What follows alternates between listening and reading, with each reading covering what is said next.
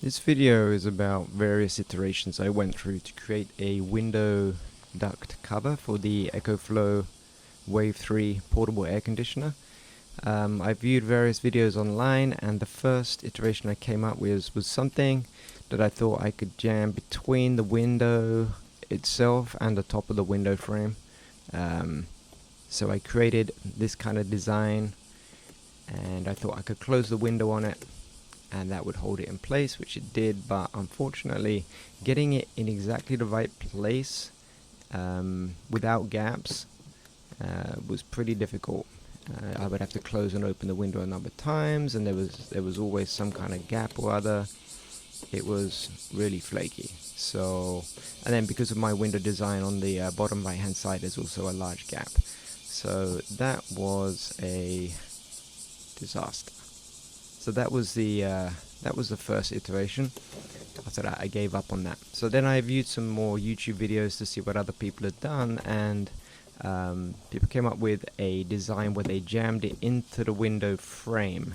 So I came up with something similar. Found some board, cut it to the right size, put some kind of rubber sealer around the outside to make it a little more flexible.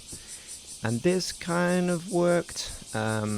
You can jam it in, and it did kind of hold fairly stable in some places, but it was always difficult to get it in firmly everywhere at the same time.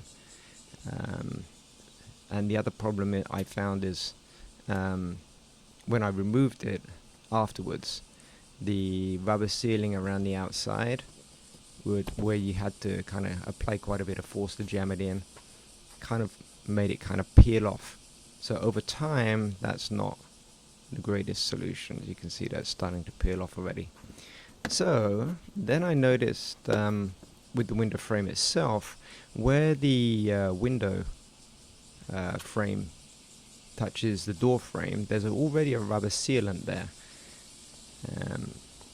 And there's quite a bit of space where you could make something larger that maybe fits between that sealer and the actual window frame itself. So I made something slightly bigger that would just sit on top of that with the vents in it. And at this point I kind of 3D printed some vent designs that allow you to clip the ducts on and off. But as you can see, the fit is pretty good, and the door does shut very easily with it on. So I thought, okay, this is great. The only problem is you're kind of potentially, you now got no sealer on one side. So that would I'd need to add some kind of weather seal or something to make sure water didn't get in when it rained. Not only that, the wood looks a bit cheap. So I 3D printed, designed and 3D printed plexiglass with the holes already cut and the screw holes already cut for mounting the vent connectors and the grills. So that's the one side, and on the other side you can see I mounted the weather stripping here. So when it's in, you've then got a seal on both sides, one on the door side and one on the car side, which is obviously already there from the manufacturer.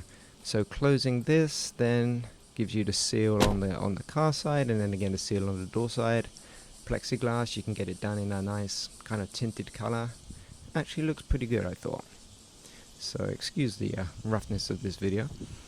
So from the inside,